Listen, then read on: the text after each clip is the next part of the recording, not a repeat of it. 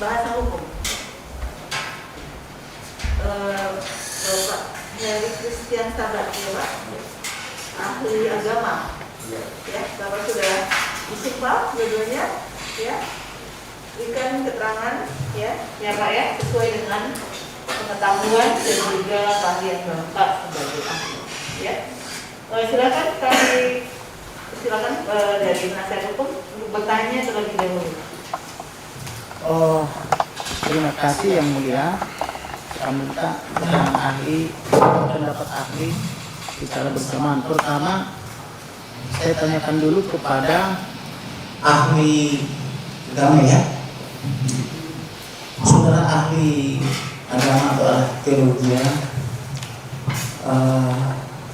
keterangan saudara sebagai ahli kami perlukan untuk memahami perkara yang sedang dijalani di persidangan ini, yaitu terdakwa Muhammad Osman alias Muhammad Kece, kaitannya dengan dugaan tindak pidana penodaan dan atau penistaan agama, juga sebelum masuk dengan pasal 156 pidana junto 156A huruf K pidana, dan juga dakwaan pasal 28 Undang-Undang ITE junto pasal 45 tentang ujaran kebencian yang berbau suku, agama, ras dan agama sara. Kemudian juga dakwaan jaksa hukum tentang pasal 14 ayat 1 dan ayat 2 Undang-Undang nomor 1 tahun 46 tentang peraturan pidana. Saudara ahli agama dulu ya, terkait dengan terdakwa ini membuat beberapa pernyataan-pernyataan di dalam YouTube-nya. Salah satu itu tentang salam, di mana terdakwa ini mengatakan salah satu salamnya itu Assalamualaikum warahmatullahi wabarakatuh, kemudian Alhamdulillah Yesus, kemudian satu lagi Bismi Yesus. Oleh karena itu kami minta telaah dari ahli terkait siapa itu Yesus dan bagaimana salam itu, apakah boleh digunakan atau tidak di dalam agama Kristen, demikian juga di dalam iman yang lainnya. Pertanyaan pertama, pertanyaan saya itu mengarah kepada siapa itu Yesus.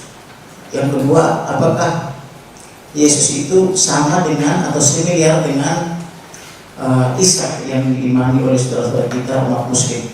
Silakan saudara ahli, siapa itu Yesus dan apakah Yesus itu similar atau sama dengan Isa? Silakan. Ya, yang jelas dalam iman kami, Yesus Kristus adalah Tuhan dan Juru Selamat kami. Sebab itu sudah jelas dari kitab suci kami, itu dari Kejadian sampai Wahyu itu punya progresif longitudinal program. Semuanya ke arah kepada keselamatan di dalam Tuhan Yesus. Dan itu ayatnya sangat mendukung semuanya. Ya, dari foto evangelium mengenai korban ketika Adam Hawa jatuh dan sebagainya, keturunan wanita ini akan menemukan kepala ular dan seterusnya, gambaran sebagai setan iblis yang mau menyesatkan umat manusia. Itu adalah sebuah nubuatan di zaman Perjanjian Baru dan sudah digenapi di dalam Perjanjian Baru. Nah, lalu mengenai Yesus Kristus itu jelas pada akhirnya itu keimanan kami terutama pasal dari Yesaya 9 ayat 5 itu mengatakan bahwa seorang anak akan lahir dan lain sebagainya, lambang pemerintahan di baunya, lalu dikatakan bahwa Allah yang perkasa. Nah, ini tidak mungkin seorang anak manusia disebut Allah yang perkasa, karena itu adalah nubuatan bahwa nanti Tuhan akan menjaga menjadi manusia dan sudah digenapi. Dan ribuan tahun sebelumnya bahwa seorang anak akan lahir dan disebut Immanuel. Itu jaraknya 1500 dan digenapi. Itulah penggenapan di Alkitab, ada namanya intern dan external. Yang intern Alkitab yang akan menyebutkannya sendiri. Nah, kemudian yang membuat kami percaya Yesus Kristus adalah Tuhan itu bukan manusia yang dituhankan, memang Tuhan yang menjadi manusia. Apa mungkin? Ya, karena Allah kami Allah yang maha kuasa, Pak. Jadi mau jadi apa saja itulah hak prerogatifnya Tuhan kami. Itu menunjukkan bahwa itu Tuhan kami berkuasa. Yohanes 1 ayat 1, pada mulanya adalah firman, dan firman itu bersama-sama dengan Allah, dan firman itu adalah Allah. Artinya sebetulnya secara singkatnya, sebetulnya dulunya itu Allah yang ada di singgasananya surga. Lalu ayatnya yang ke-14, dan firman itu menjadi manusia, artinya Allah itu menjadi manusia. Nah, dalam iman kami sederhana menjawabnya, ya karena Allah kami adalah Allah yang maha kuasa, bisa jadi apa saja. Demikian, Pak. Baik. Apakah ahli mau menyampaikan bahwa nubuatan di Taman Eden tadi itu bahwa anak manusia atau anak Adam dan istrinya Hawa itu akan meremukkan dari kepala ular, ya, lambang dari iblis, Pak. lambang dari iblis itu mengarah kepada nubuatan tentang kelahiran Yesus ini. Sangat benar. Gereja-gereja seluruh dunia konsepnya sama, tidak ada yang berbeda. Baik. Dan apakah itu sudah tergenapi? Sudah terkenal. Baik. Kata Immanuel ribuan tahun sebelumnya di Yesaya dan lain sebagainya, kata Immanuel sudah disebutkan. Anak ini akan disebut Immanuel, dan di Perjanjian Baru Artinya apa itu? Allah beserta kita, Tuhan beserta kita. Kemudian apakah ahli juga pernah membaca atau mengetahui kitab Ulangan 18 ayat 15 dan 18 ayat 18? Ya. Mengenai itu ya, Pak. Dari Ketika Musa mengatakan seorang nabi di antaramu akan dibangkitkan sama seperti aku, pernah mendengar? ya, sering mendengar, Pak. Apa itu maksudnya? Maksudnya itu jelas yang dimaksud nabi itu adalah dari tengah-tengah saudara. Dalam bahasa aslinya itu ada kata vele, itu merujuk kepada laki-laki yang dalam saudara kandung dari saudara orang-orang Israel, bukan dari keturunan Esau, bukan dari keturunan Ismail dan seterusnya. Itu iman kami, Pak. Bila demikian, siapakah yang dimaksud nabi yang akan lahir di antara saudara-saudara daripada umat Musa tadi? Ya, kalau itu disebut nabi, yaitu iman kami jelas seluruhnya mengaku iman kami adalah Yesus. Itu maksudnya ke Yesus juga. Jadi Ya. Yesus itu juga nabi juga maksudnya. Iya, Baik. nabi dalam konteks ini, Pak, dalam konteks kata Musa ini, dari antara saudara yang besar. Baik. Kemudian tadi saudara juga ada menyebut Yesaya, ya. Ya, Yesaya 9 ayat 5. ya. Seorang anak telah lahir, seorang putra diberikan, lambang pemerintahan di bahunya, namanya disebut Allah yang perkasa. Penasihat ajaib, Allah yang Penasihat perkasa. ajaib, Allah yang perkasa. Bagaimana maksudnya itu anak lahir tetapi dia menjadi Allah yang perkasa? Ya, itu tadi sudah disebutkan penjelasannya di Yohanes 1 ayat 1 dan 14, Pak. Pada mulanya adalah firman. Apa itu Yohanes 1:1? Pada mulanya adalah firman. Firman itu bersama-sama dengan Allah, dan firman itu adalah Allah. Di Alkitab harus membacanya tidak boleh kata karena sesuai dengan sastra di situ dan sebagainya. Intinya sebenarnya dulu itu Tuhan, dulu itu Allah yang ada di surga, lalu firman yang disebut firman. Karena Tuhan itu kan menyampaikan sabdanya dengan firman perkataannya, dan apa yang disampaikan ini menjadi manusia. Itu bahasa-bahasa sastra yang kita harus paham teks and konteksnya, namanya exegese. Exegese. Jadi kita mempelajari Alkitab sesuai dengan teks and konteksnya, tidak boleh exegese. Exegese itu kita sudah punya doktrin, kita sudah punya kesimpulan, lalu kita memperkosa ayat Alkitab, lalu sesuai dengan keinginan kita. Contohnya, seorang nabi dibangkitkan di antara saudaramu. Nah, itu kita tidak boleh perkosa itu bahwa itu bukan Yesus. Kita harus teksnya maksudnya tertulis itu maksudnya siapa? Baik. Apakah maksud daripada Yesaya 9 ayat 5 ini juga merujuk kepada rencana penubuatan tentang kelahiran Yesus juga? Sudah saya jawab. Begitu ya? Ya. Baik. Kemudian pernah mendengar atau membaca kitab atau surat tentang kelahiran Yesus? Bagaimana dia prosesnya dilahirkan? Ya. Saudara ahli bisa menjelaskan bagaimana dia bisa dilahirkan? Apakah dia lahir sebagai hubungan keinginan birahi seorang laki-laki terhadap perempuan, ataukah keinginan ilahi, atau memang dibuatkan sebelumnya, atau dia lahir dari perempuan suci atau perawan gitu, gimana? Baik, sejak ribuan tahun sebelum yang sudah dinubuatkan di Yesaya, seorang anak darah, artinya seorang perawan, kemudian digenapi di Injil Sinopsis. Kalau diketahui Injil Sinopsis itu apa? Injil Sinopsis adalah Injil yang ditulis oleh saksi mata dari kelahiran, kehidupan, kematian, kebangkitan, dan kenaikan Yesus ke surga. Itu. Jadi saksi matanya, Pak. Apakah ahli mau mengatakan bahwa Yesus itu lahir bukan atas keinginan seorang laki-laki? Sudah jelas.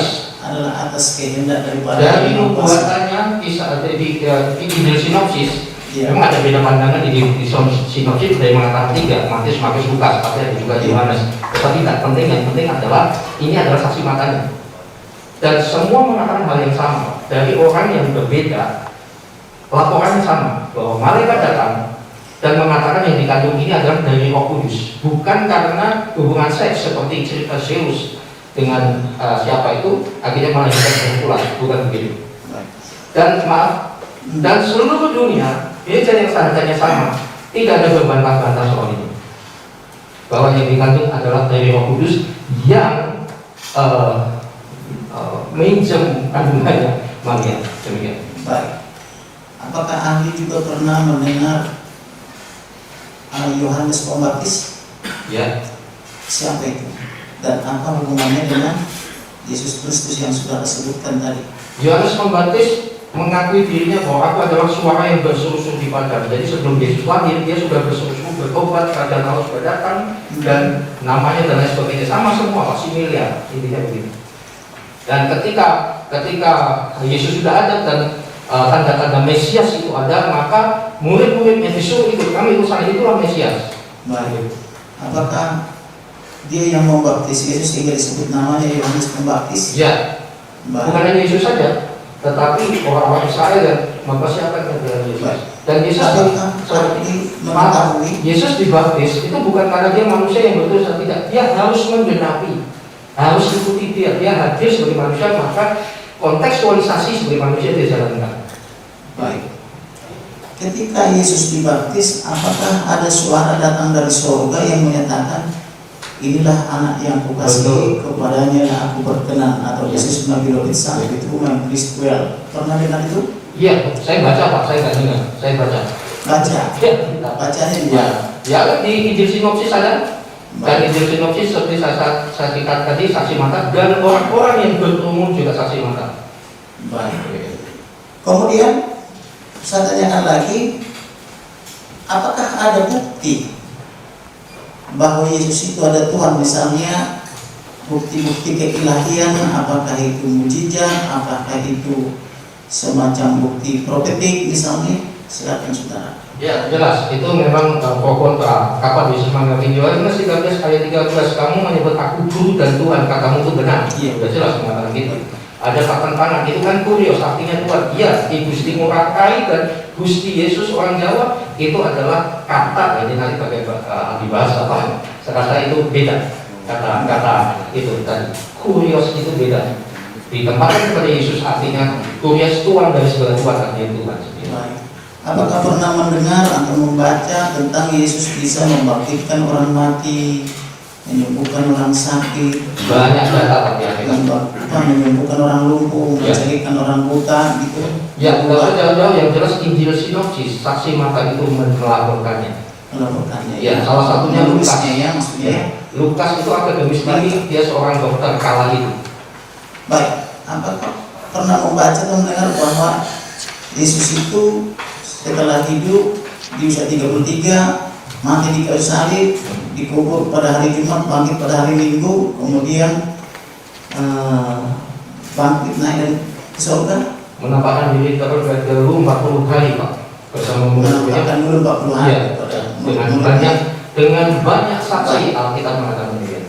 Baik, ketika dia mau bangkit atau mau pergi ke surga, apa pesan khusus yang disampaikan oleh Yesus? Matius 28, 19, 20, pergilah jadikanlah semua bangsa muridku. pergilah jadikanlah semua bangsa bukan muridku. jadi Kristen, bukan. Kami tidak pernah mengagamakan. Coba diucapkan sekali lagi. Yang pergilah jadikanlah semua bangsa muridku. Ada nggak perintah baptislah semua? Baptislah mereka dalam nama Bapa, Putra, dan Roh Kudus. Putra dan Roh Kudus. Ada nggak pengecualian di situ untuk dijadikan muridnya? Atau hanya orang tertentu saja, orang Yahudi saja? Tidak. Semuanya. Go for seluruh dunia. Baik. Jadi semua orang harus dibaptis sesuai perintahnya ya. Ya. Kemudian Dan sudah itu pernah. kami sampaikan harus dengan kasih, bukan dengan paksaan dan sebagainya. Itu sudah hukum. Baik. Kami menceritakan saja Bapak Ibu. Menceritakan ya. Kemudian apakah saudara pernah membaca atau mendengar Yohanes 30 di sana dikatakan aku dan Bapa adalah satu kata Yesus. Ya, itu ketika ngobrol dengan Filipus sudah bersama-sama selama 3,5 tahun, 3 tahun, dan dia masih bingung. Kan Tuhan mengatakan, I'm the way, the truth, and the life. Membandingkan kehidupan, aku telah jalan keselamatan hidup dan seterusnya. Filipus malah nanya, tunjukkanlah jalan ke Bapa itu. Dia menegur Filipus, kamu udah berapa lama sama saya? Kalau kamu lihat saya, kamu lihat Bapa. Artinya apa? Sekali lagi bahasa ini tidak bisa letterlek. Ini adalah bahasa sastra kala itu. Penegasan aja, apakah ada kata-kata Yesus mengatakan aku dan Bapa adalah satu? Ya, jelas. Ada ya? Ya. Barang siapa melihat aku, dia sedang melihat Bapa. Ya, Bapak, sama. Pertanyaan saya, siapa itu Bapa? Bapa itu ya Allah sendiri. Dia sendiri. Baik. Kemudian saudara kan sudah doktor teologi ya? Contohnya gini, kalau Bapak ngomong dengan saya bukan saksi ahli. Bapak lihat saya seorang dosen.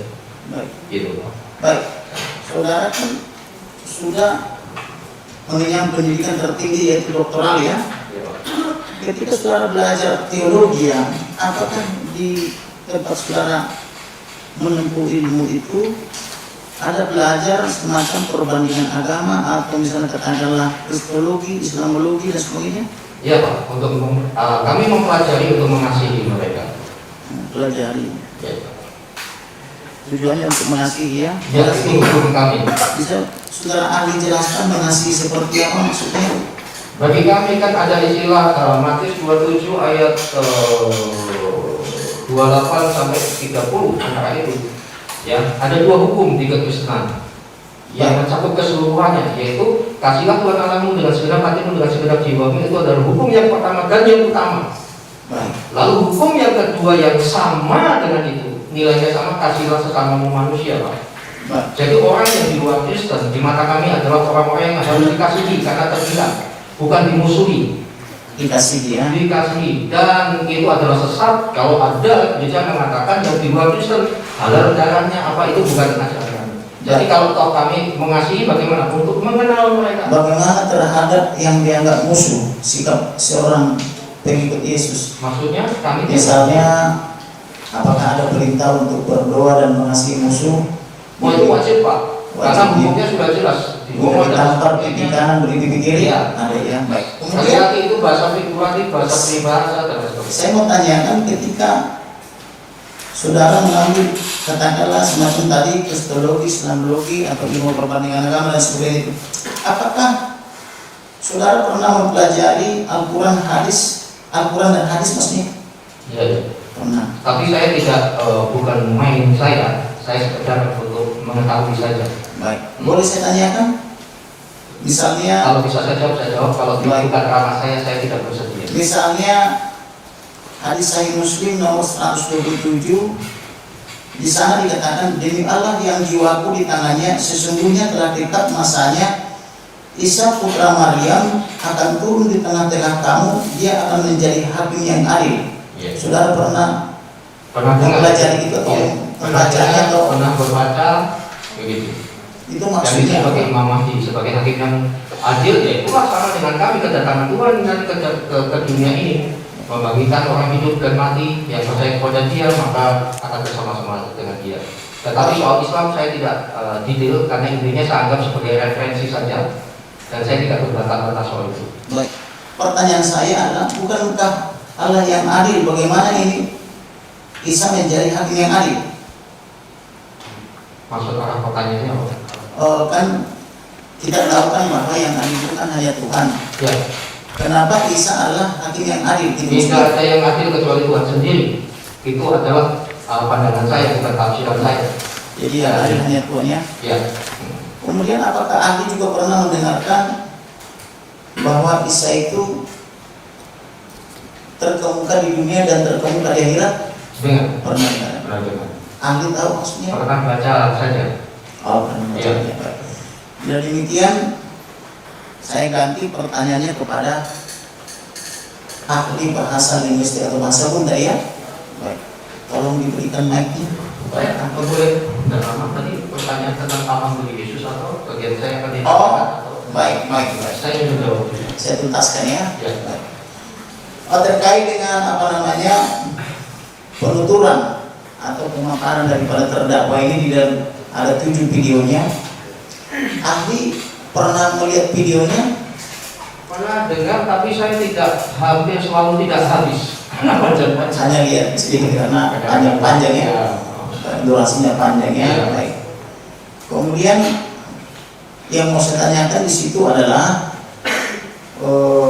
terkait tadi perkataan ya yang biasanya diucapkan oleh saudara-saudara kita seperti salam assalamualaikum warahmatullahi wabarakatuh. Kemudian oleh MKC ini saya tidak tahu apa motivasinya pada kreativitasnya saja. Assalamualaikum warahmatullahi wabarakatuh. Saudara bisa menjelaskan itu dari sudut keahlian saudara? Ya baik, saya kebetulan juga dosen di bidang misi kontekstualisasi dan saya skripsi saya justru kontekstualisasi Injil di Gorontalo. Jadi dan itu adalah sangat alkitabiah. Tuhan kami adalah Tuhan yang kontekstual. Dari perjanjian lama sampai baru itu kontekstual, menggunakan bahasa, sastra dan lain sebagainya. Jadi hal-hal itu tidak masalah, bukan penistaan di mata saya. Karena satu, bahasa itu adalah netral. Dan cuma masalah di Indonesia itu menurut pengamatan saya, masalahnya yang membuat terganggu adalah bahasa identik sebagai agama, pakaian sebagai agama. Padahal ingat bahasa Arab itu bukan Islam, tapi itu netral. Contoh, di Kristen itu tidak semuanya, di Arab itu tidak semuanya Islam. Ada Kristen Arab yang bahasanya sama, juga bilang alhamdulillah, juga Yesus Masih dan sebagainya. Ini seperti itu Pak. Jadi itu bahasa netral. Kalau Pak MKC mengatakan itu, kan tidak ada masalah. Dan sebagai orang yang berkecimpung di keagamaan tidak masalah. Satu, itu adalah kreativitas. Kedua, itu adalah kontekstualisasi. Ya, Yahudi seperti Yahudi, Yunani seperti Yunani, dan itu tidak masalah. Dan itu kan hanya menggunakan bahasa saja. Baik. Sama saja. Nah sekarang Gusti Yesus apakah saudara ahli mau mengatakan bahwa Kristen di Arab juga menggunakan bahasa itu? Ya jelas Pak. Bahkan sebelum kan ini Pak, termasuk misalkan Shema Israel. Shema Israel itu adalah pola semacam kayak azannya orang-orang Yahudi kala itu. Ya, Shema Israel saya punya rekamannya dan seterusnya. Shema Israel itu apakah saudara mau mengatakan tentang kitab Ulangan 4? Ya, semacam dengarlah hai Israel, ya. Tuhan itu Esa atau Tuhan itu ya, satu. dan lain sebagainya. Itu maksudnya. Ya, tapi saya tidak mau mengarah kepada doktrin, tetapi saya memberitahu dari sisi kontekstualisasi. Bukan itu doktrin daripada umat Yahudi? Oh ya, itu memang akar-akar kita kan dari sana Pak. Jadi bentuknya seperti azan dan sebagainya. Nah, kemudian saat ini juga tidak ada masalah ketika ada seorang pastor dari Mesir atau Arab yang dia sekarang juga menggunakan semacam kayak azan Kristen. Ya, semacam dalam membaca Shema Israel itu, Shema Israel adalah Yahudi. Ya, kalau itu Yudaisme Pak, itu Yudaisme. Nah, sekarang yang Kristen ini dia menggunakan semacam itu dan azannya mirip dengan Islam sama sekali. Dan saat ini yang akar Islam yang ada di sana tidak ada tuntutan sama sekali, tidak ada masalah dengan bahasa itu. Jadi bahasa itu bukan agama, Pak. Baik, jadi beda bahasa, beda agama ya. Ya. Baik. Bagaimana dengan ucapan Alhamdulillah Yesus? Ya, alhamdulillah. Nah, yang biasa lazim kita dengarkan Alhamdulillahirabbil alamin. Ya. Bagaimana menurut Anda? Ya buat saya tidak masalah. Kenapa MKC saat ini kan imannya Tuhannya adalah Yesus. Jadi dia hanya menggunakan bahasa yang netral gitu. Apakah maksud saudara karena Yesus itu semiliar dengan Allah maksudnya? Iya, pasti demikian. Sesuai Yohanes 1. Iya, baik. Karena imannya beliau kan sudah beralih. Kemudian Dan sama sekali tidak bermaksud penghinaan. Beda sekali. Penghinaan itu seperti ini. Haleluya, Yesus juru selamat, itu dari kecil saya dibully semacam itu baru benar. Baik. Apakah saudara ahli mengetahui bahwa tata cara peribadatan di gereja itu adalah selalu dimulai di dalam nama Allah atau di dalam nama Tuhan atau di dalam nama Bapa? Sebelum dimulai ibadah, apakah itu sekali ucapkan seperti misalnya saudara-saudara kita umat muslim setiap mau membacakan itu kitab suci selalu diawali dengan basmalah misalnya, Ya. Bismillahirrahmanirrahim gitu ya. Dengan teks dan konteksnya yang sesuai kontekstualitas semuanya intinya sama Pak. Selalu dimulai Dalam dengan nama Bapa, Putra dan Roh Kudus, dalam nama Yesus. Yang Arab pun juga bahasanya kalau orang yang nggak paham Pak, Iya. yang bahasa dia tahunya bahasa adalah agama, dipikir ini bukan Kristen.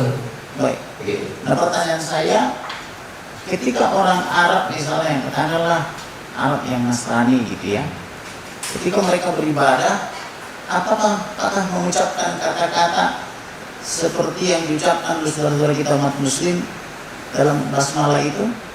Setahu saya seperti itu Pak, karena ada teman saya yang mau jadi sana. Persis. Pernah mempelajari kekristenan Koptik di Mesir?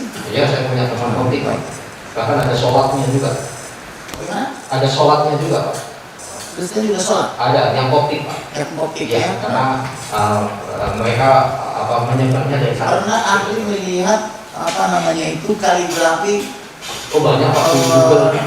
Katakanlah yang saya maksud bukan kaligrafi untuk surat-surat kitab muslim ya, Ya. tapi kaligrafi untuk tulisan-tulisan Injil berbahasa Arab seperti ini. Oh banyak Pak. Ini sudah bukan hal yang aneh lagi. Sudah Banyak, lama. ya. Era keterbukaan ini sebenarnya informasi sejauh jempol Pak. Apakah Anda mau mengatakan bahwa umat Nasrani atau saudara kita yang di Timur Tengah, katakanlah seperti di di Mesir, gitu ya, atau di belahan Arab lainnya, atau di Lebanon misalnya itu, juga menggunakan bahasa Arab sebagai bahasa di gereja? Iya, saya dengar sendiri. Baik. Kemudian saya mau menanyakan ahli bahasa, saudara ahli bahasa linguistik atau bahasa hukum. Saya mau bertanya tentang pasal 156 dan 156A dikaitkan dengan Undang-Undang Nomor 1 PMTS tahun 65. Di dalam penerapan pasal penistaan atau dugaan penistaan agama itu, kaitannya pasal 156 dan 156A Kode Pidana itu, ada undang-undang berikutnya yang lahir tahun 65 berasal dari penetapan Presiden nomor 1 dirubah menjadi Undang-Undang PMTS, yang mana di dalam sekitar pasal 123 sampai 4 itu secara spesifik merujuk kepada Undang-Undang Kode Pidana. Nah, yang menjadi pertanyaan saya, di sana ada narasi atau kalimat yang menyatakan bahwa sebelum diterapkan, ini redaksionalnya nggak seperti itu, tapi kurang lebih substansinya begitu, diterapkan pasal 156 dan 156A itu, maka pemerintah dalam hal ini Kementerian Agama, Kementerian Dalam Negeri, kemudian Jaksa Agung memberikan teguran keras semacam somasi gitu ya kepada orang atau lembaga atau organisasi yang dalam tanda petik diduga menodai atau diduga ada ajaran yang katakanlah menurut pemerintah menyimpang gitu. Pertanyaan saya adalah bagaimana memahami narasi atau bahasa yang menyatakan bahwa pemerintah memberikan peringatan keras terlebih dahulu kepada orang atau organisasi yang diduga menodai agama yang dimulai undang-undang. Silakan saudara ahli. Ya, dari segi bahasa itu berarti pemerintah melarang setiap orang, terutama warga negara Indonesia, untuk menodai agama lain atau menghina agama lain. Baik. Bagaimana dengan pemerintah memberikan larangan keras semacam somasi? Yang mau saya tanyakan adalah apakah boleh diterapkan pasal 156 Kode Pidana junto 156A huruf A kau pidana tanpa diperingati dengan keras dulu oleh pemerintah. Kaitannya dengan ultimum remedium atau upaya hukum pidana itu sebagai upaya hukum akhir. Karena kita kan lajimnya seperti pengacara nih Pak ya. Kalaupun datang klien kita mengadukan lawannya, wah saya ditipu misalnya itu, saya dihina sebagainya.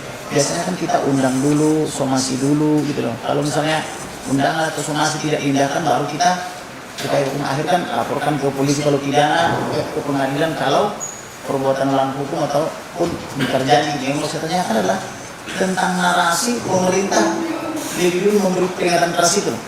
Ya, peringatan keras itu sebenarnya untuk melarang, ya, dan memberi semacam sinyal kalau kita dengan menggunakan bahasa sehari-hari kepada masyarakat supaya tidak melakukan penghinaan terhadap agama lain atau penghinaan terhadap orang lain. Lalu apakah bisa langsung diterapkan upaya hukum pidana tanpa lebih dahulu diperingati keras? Saya tidak terlalu paham mengenai hukum acara pidana, tetapi kalau dari segi wacana, dari segi bahasa itu bisa pengertiannya harusnya diberi peringatan dulu, baru ditindak. Baik. Oleh karena itu ada menteri kita sekarang, misalnya ada Menteri Komunikasi dan Informasi yang memberitahu seseorang bahwa itu melanggar dengan sosialisasi dan segala macam. Ada sosialisasi dari Menko ya. Baik, kemudian yang mau saya tanyakan dari segi bahasanya, apakah bisa dikatakan misalnya kalau tahapannya belum dilalui, misalnya tahapan memberi peringatan keras belum dilakukan oleh pemerintah, tetapi instrumen pemerintah dalam hal ini alat-alat negara yaitu kepolisian dan kejaksaan langsung bertindak, apakah itu bisa mengakibatkan misalnya prematur atau gugur begitu karena tidak semua tahapan itu dilalui? Sekali lagi saya tidak terlalu paham karena itu hanya hukum acara pidana, tapi dari segi pemahaman bahasa kemungkinan hal itu bisa dilakukan jika menimbulkan efek yang sudah berpengaruh di masyarakat. Jadi sudah ada pengaruhnya di dalam masyarakat sehingga pemerintah mengambil tindakan yang Bapak katakan tadi, hukum yang terakhir. Kemudian saya mau tanyakan tentang pengalaman ahli. Ya. Apakah ahli sudah pernah menjadi ahli dalam perkara yang pasalnya diterapkan pasal 14 ayat 1 dan 2 ini di dalam perkara lain? Ya, dalam dua perkara yang sudah saya menjadi ahlinya, yang pertama perkara Ratna Sarumpait dengan yang kedua perkara Habib Rizik Syihab. Saya ahli bahasanya. Untuk perkara Habib Rizik Syihab, ya. Saudara ahlinya untuk Ratna Sarumpait juga. Ya. Apakah pasal ini diterapkan 14 ayat 1 dan 2 ini? Sebenarnya salah dari segi bahasa yang dimintakan kepada saya keterangan itu mengenai kata keonaran. Dalam hal ini saya menjelaskan bahwa bahasa kita itu berkembang, ya sesuai dengan situasi masyarakatnya. Nah, keonaran pada berkembangnya itu bukan hanya jumlah katanya, kata baru atau apapun yang lain, tetapi juga maknanya berkembang. Ya, maknanya atau artinya itu berkembang. Kata wanita misalnya, artinya dulu itu sangat baik. Sekarang karena kita banyak menggunakan konsep misalnya wanita malam, maka kata wanita mulai rendah lagi. Kata bunda dulunya itu hanya dikenal di kalangan Kristen, Katolik, Bunda Maria. Sekarang semua menyapa ibu-ibu itu bunda. Jadi maknanya berkembang. Nah, kata keonaran menurut saya itu juga berkembang. Makna pada masa lalu itu berbeda sekali tahun 46 maknanya dengan makna keonaran sekarang. Baik, saya mau tanya kepada ahli, di dalam pasal 14 ayat 1 itu kan ada disebut menyiarkan berita. atau pemberitahuan. Apakah ahli bisa menjelaskan apa itu menyiarkan berita, kemudian apa itu pemberitahuan? Menyiarkan berita itu menyampaikan sebuah hal kepada khalayak umum. Khalayak umum. Jadi koran itu menyiarkan berita, TV menyiarkan berita. Siapa saja, baik orang Indonesia maupun di luar Indonesia, itu bisa menyaksikan. Sedangkan pemberitahuan itu biasanya fokus pada kelompok tertentu atau orang tertentu. Misalnya di dalam kantor, pemberitahuan kepada karyawan, pemberitahuan kepada para manajer. Itu ada jenis surat yang namanya surat pemberitahuan. Apakah ahli mau mengatakan bahwa menyiarkan berita itu lebih luas cakupannya daripada pemberitahuan? Betul. Betul, baik. Kemudian saya mau tanya lagi tentang kaitannya pasal 14 ayat 2 itu, karena di dalam ayat 1 itu ancaman pemidanaannya jauh lebih tinggi, atau 10 tahun dibanding di ayat 2 hanya 3 tahun. Tetapi masih mencakup berita dan pemberitahuan juga di pasal 15-nya itu, turun lagi ke bawahnya itu cuma 2 tahun. Nah, yang mau saya tanyakan adalah kaitannya dengan keonaran yang saudara ahli sebutkan tadi. Nah, apakah di ayat 1 itu apa namanya itu, atau ahli jelaskan dulu keonaran itu apa sih? Keonaran itu pada masa tahun 46 ketika itu dibuat, itu berkaitan dengan kelompok-kelompok masyarakat yang rusuh, dalam arti karena masih ada Indonesia belum stabil, maka masih ada kelompok-kelompok yang menyebabkan kerusuhan, dan undang-undang itu diadopsi dari pemerintah kolonial. Pemerintah kolonial itu memasukkan semacam, ada pengaruh dari pemerintah kolonial terhadap pasal keonaran itu. Jadi orang yang melakukan kerusuhan karena melawan pemerintah kolonial, atau kerusuhan karena hal lain. Baik. Apakah ini maksudnya fakta yang saudara ahli jelaskan atau penafsiran historis? Saya menafsirkan secara historis, tetapi dengan fakta. Dengan fakta, ya. Baik. Kemudian ahli tadi mengatakan yang dimaksud keonaran itu di tahun 46 itu, ketika undang-undang ini dibuat, adalah karena ada kerusuhan. Ya. Bisakah ahli jelaskan lebih spesifik kerusuhan yang terjadi seperti apa? Apakah ada kaitannya dengan transaksi elektronik atau undang-undang ITE misalnya, atau apakah kerusuhan yang dimaksud itu adalah hanya berupa tulisan-tulisan pamflet misalnya, atau katakanlah spanduk-spanduk, atau misalnya sudah nyata dalam bentuk fisik di lapangan. Baik. Dari segi bahasa, itulah yang saya katakan pada waktu kasus Ratna Sarumpait, saya mengatakan di sini tidak ada keonaran.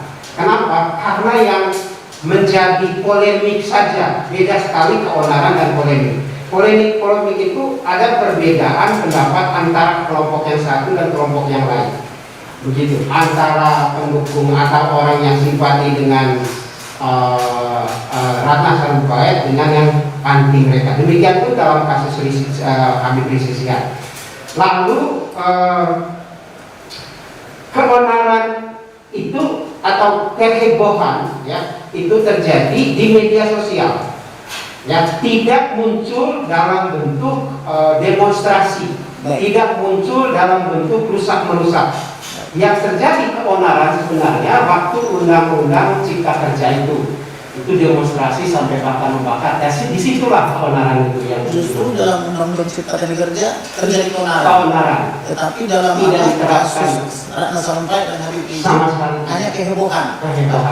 Apakah ahli mau mengatakan kalau tidak terjadi kerusuhan seperti bakar membakar demonstrasi itu bukan keonaran tapi kehebohan saja? Kehebohan, dan itu pro kontra di media sosial. Hanya pro kontra di media sosial. Baik. Kemudian apakah ahli bisa menjelaskan keguncangan, karena di sini juga jaksa penuntut umum ada menyebutnya ada terjadi keguncangan. Apa perbedaan? Pertama jelaskan dulu apa itu keguncangan dan perbedaannya dengan keonaran tadi. Keguncangan itu sebenarnya misalnya ya dalam dunia ekonomi, keguncangan itu adanya turun naik harga misalnya, itu yang terjadi. Lalu keguncangan dalam secara fisik misalnya, ada secara psikologis itu misalnya dalam kaitan dengan orang yang merasa sakit hati sekali atau merasa sangat sedih, itu yang dipakai kata keguncangan. Jadi dari segi ekonomi misalnya tiba-tiba turun gitu ya, dan menyebabkan ekonominya tidak baik, itu keguncangan. Baik, itu keguncangan Ya, dan juga begini Pak, keguncangan itu secara fisik itu misalnya gempa, itu goyang. Iya. Baik. Lalu apakah bisa disebutkan misalnya keonaran, keguncangan dan atau sejenisnya itu kalau hanya sifatnya katakanlah ada di dalam media sosial, perbedaan pendapat misalnya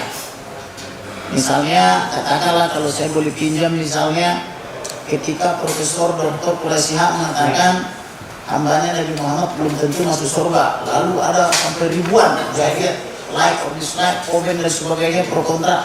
Apakah itu bisa masuk dikatakan keguncangan atau keonaran? Nah, itulah yang saya katakan, bahasa itu berkembang, situasinya juga sudah berkembang. Sekarang ini apa saja di media sosial itu pasti ramai. Ya. Semua punya pendukung, semua punya pengikut. Kadang-kadang jumlah pendukungnya sama, pendukung berbeda. Hari ini saya dukung A, besok saya menjadi musuhnya A. Dan itu di media sosial. Kenapa? Karena media sosial itu sangat terbuka. Jadi tidak bisa diukur di situ yang disebut keonaran itu. Apakah media sosial itu bisa disebut media maya atau dunia maya? Iya betul, media maya. Baik. Sedangkan hukum itu diciptakan sebetulnya kan untuk Mengatur dunia nyata. Dunia nyata. Baik. Karena yang mempunyai akibatnya yang nyata itu adalah yang terjadi di dunia nyata. Sedangkan di media sosial akibat itu tidak ada. Paling di dalam diri masing-masing itu ada musuh. Saudara ahli diminum. Oh, minum. Oh, silakan. Respon. Silakan Pak kalau mau minum. Ahli juga mau minum biasanya nih.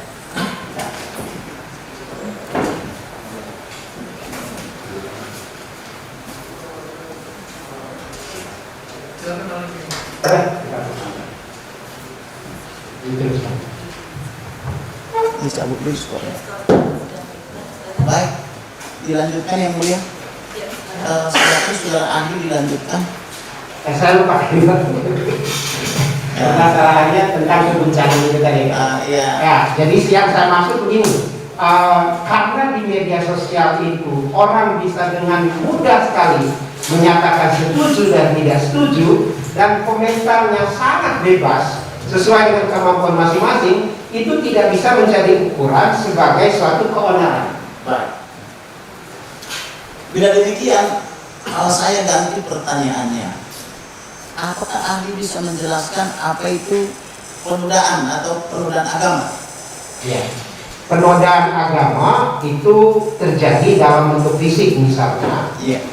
Merusak patung ya dari agama Katolik, atau mencoret-coret lalu menulis gitu ya kata-kata kasar untuk sebuah agama, kemudian dalam bentuk merusak bangunan, itu bisa, itu penodaan agama ya. Nah, saya ingin memberitahukan juga saat ini saya dengan beberapa teman sedang ikut berproses dengan DPR sana yang berkaitan dengan undang-undang ITE. Ya.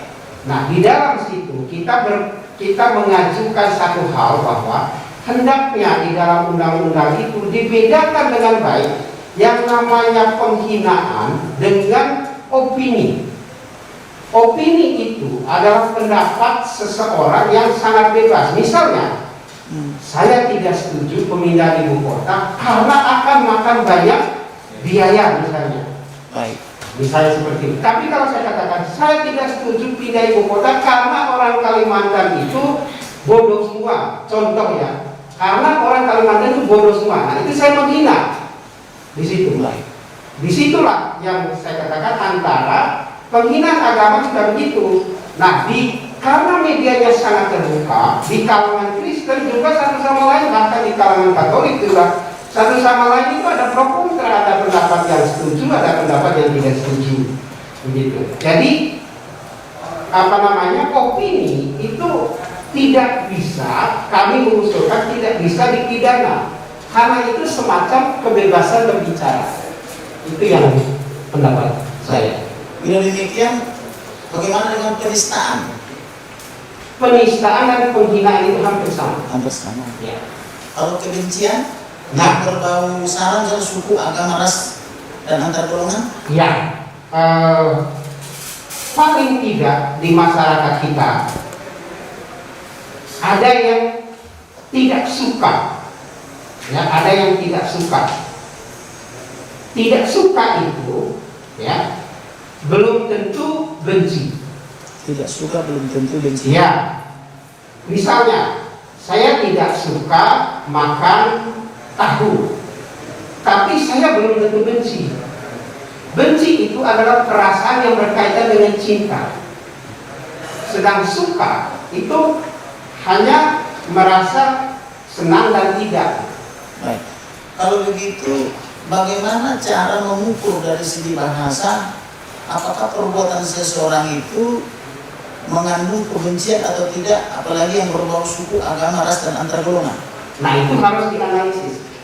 Itu tadi Pak yang saya Metode katakan. analisisnya bagaimana? Metode analisisnya dengan melihat kata-kata yang dipakai seperti apa.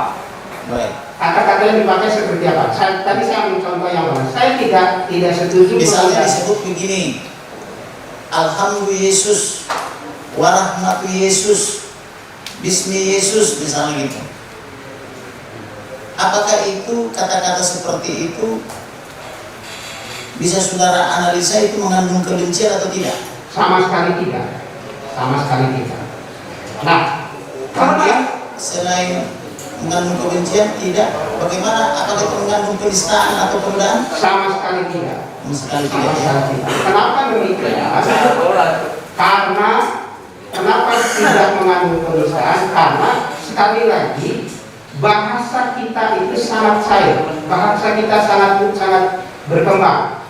Saya ingin jelaskan ada satu peneliti yang mengatakan 9 dari 10 kata bahasa Indonesia itu adalah bahasa asing.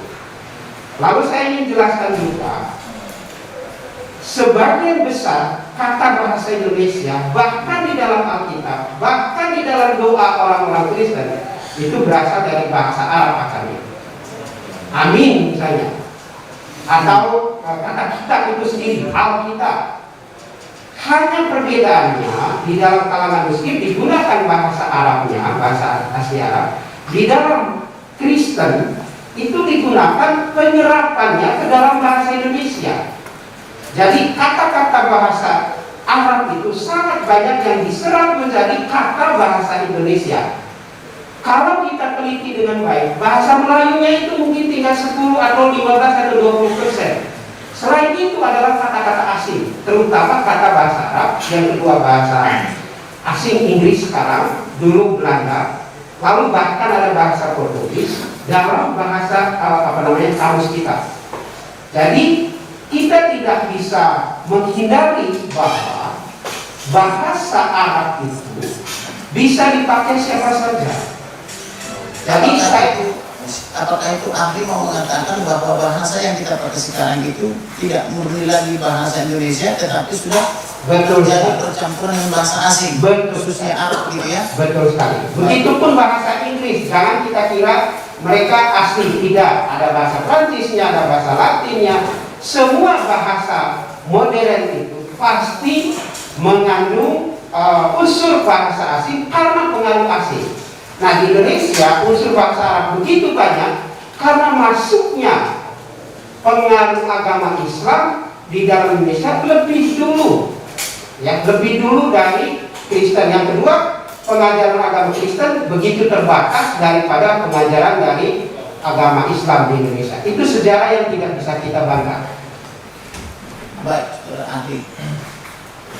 Bila demikian, apakah bahasa bisa diidentikan dengan agama atau adakah perbedaan maupun persamaannya? Saya bukan ahli agama, tetapi saya setuju pada pendapat ahli teologi bahwa penyamaan agama dan bahasa itu suatu hal yang menyulitkan kehidupan. Saya ingin jelaskan Alkitab berbahasa Melayu itu dilarang menggunakan kata Allah, harus menggunakan kata Tuhan semua di dalamnya. Padahal Maksudnya Melayu Malaysia? Malaysia, itu di Malaysia, itu jadi polemik besar di Malaysia.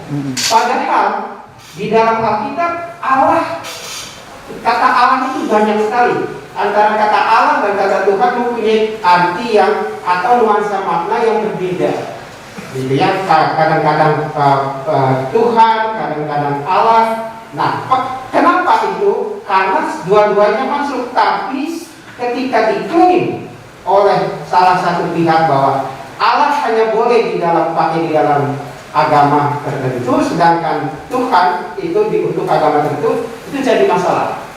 Karena semua Alkitab yang berbahasa Indonesia yang mau dipakai di Malaysia itu harus diganti semua. Harus diganti semua kata Allah. Ada kata Allah ya? Ya, itu terjadi di dalam masyarakat. Bila demikian adanya, apakah ahli bisa menjelaskan secara historis, barangkali ahli pernah mempelajari atau tahu sejak kapan penggunaan kata Allah pertama kali? Pasti kalau kita buka data itu di dalam yang tertulis di dalam peninggalan bahasa Melayu atau akar dari bahasa Indonesia itu ada dua yang sangat kuat, yaitu prasasti dengan naskah. Yang prasasti itu tidak menggunakan kata Allah karena masih dipengaruhi Hindu.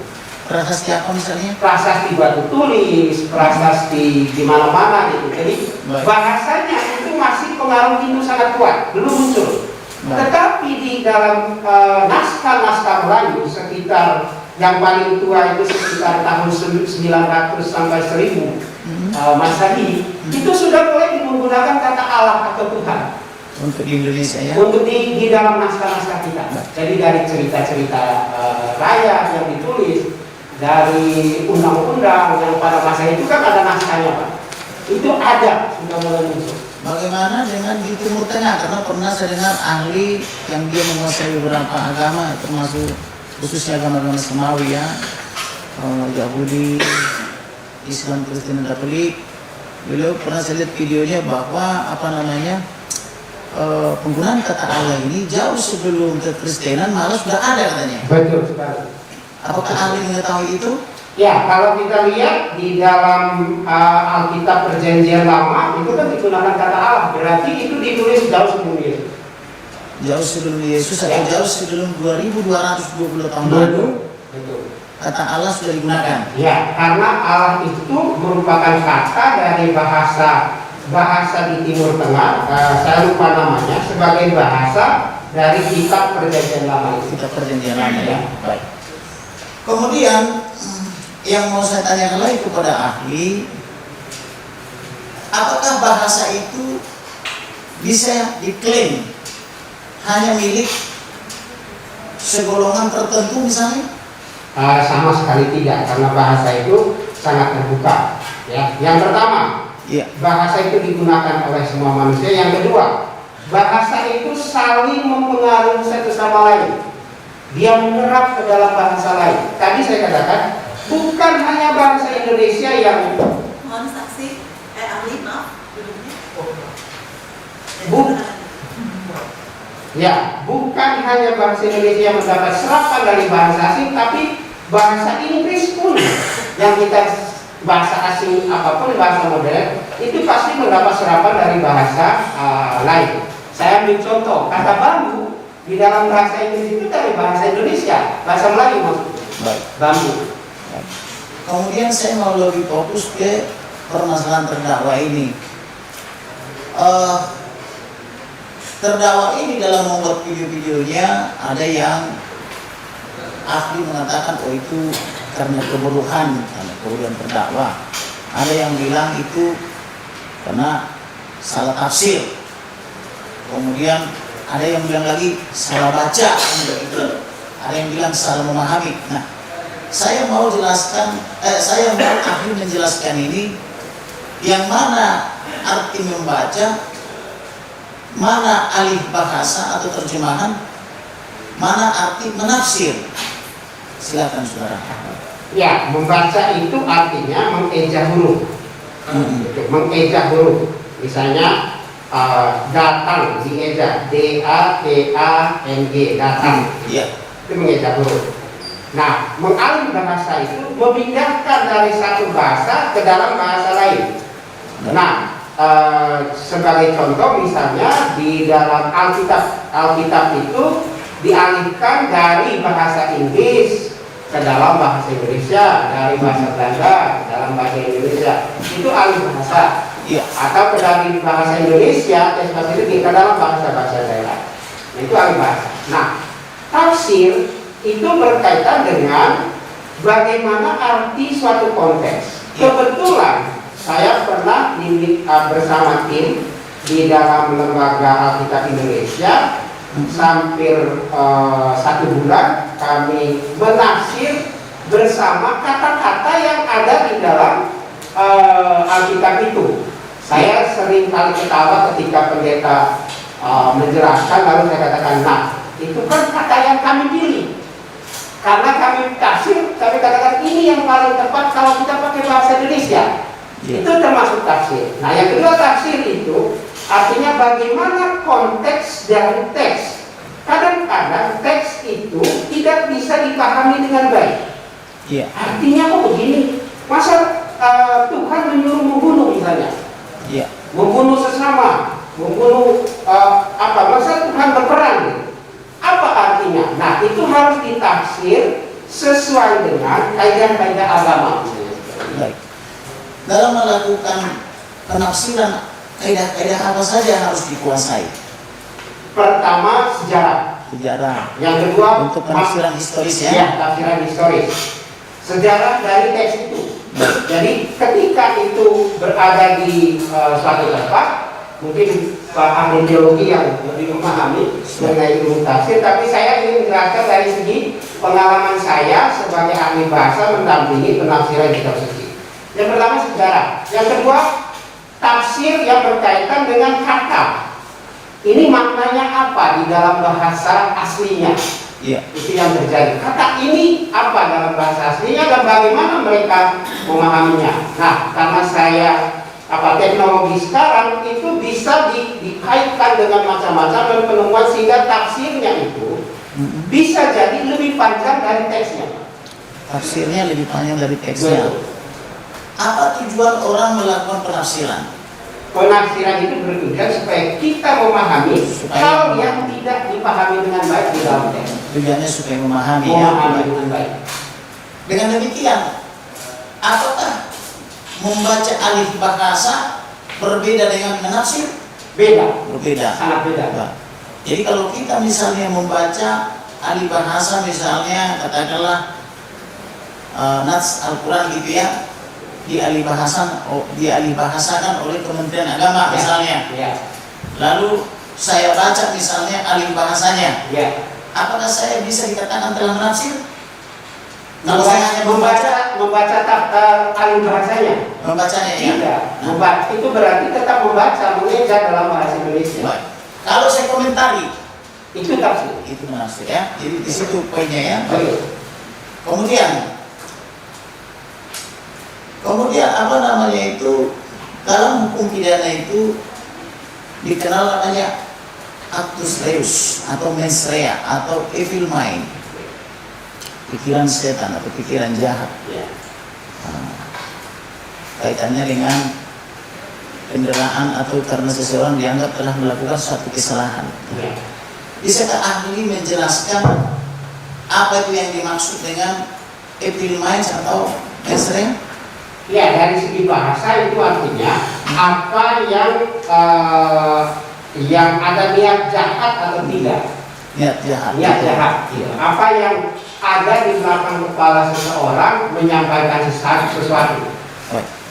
Bila demikian, bagaimana kita cara menilai apakah seseorang itu ketika misalnya membuat suatu ujaran atau penuturan, apakah itu video atau perbuatan, melihatnya dari segi aspek bahasa, apakah ini ada niat jahatnya atau tidak?